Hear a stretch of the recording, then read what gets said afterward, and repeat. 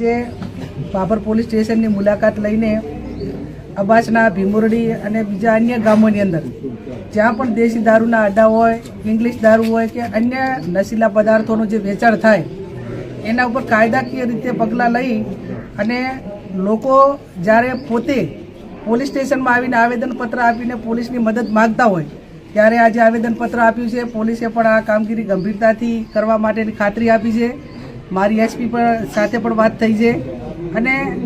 આવનાર સમયની અંદર જે 2-3 બાબતો માટેનું ધ્યાન એ અહીંના લોકલ પોલીસ સ્ટેશન બાબરનું જે દોરવાનું હતું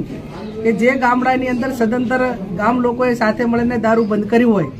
ત્યાં બીજા ગામોમાંથી કે ટાઉનમાંથી કઈ રીતે સપ્લાય થઈને ત્યાં જાય છે તો એના ઉપર રોક આવે અને જે તે પોલીસનો સ્ટાફ જ્યાં જવાબદારી સોંપી છે એમના જે કાંઈ એરિયાની અંદર કે એમના તાબામાં આવતા જે બીટ હોય એ બીટમાં દારૂ પકડાય તો પોલીસને પણ સસ્પેન્ડ કરવી આપણે અમે માગણી કરી છે.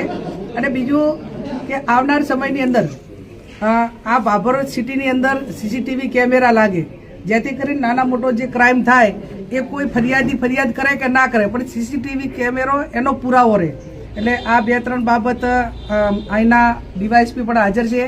મેડમ પીઆઈ પણ હાજર છે અને આ કામ કરવાની અમને સંપૂર્ણ રીતે ખાતરી આપી છે અને અમે પણ પોલીસ સારી રીતે કામ કરશે અને આ રીતનું યુવાધન એ આ દારૂની બરબાદી નશીલા પદાર્થોમાંથી બહાર નીકળે અને એક આપણી તંદુરસ્ત પેઢીનું નિર્માણ થાય એ ચિંતા બધા સમાજોની છે અને એ સમાજો સાથે તાલ મિલાવી અને પોલીસ કામ કરે અને પોલીસ પોતે કામ નહીં કરે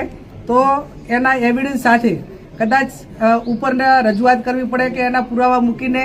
ઉપરના અધિકારીઓને જાણ કરવી પડે તો પણ કરવામાં કંઈ ખચકાશું નહીં.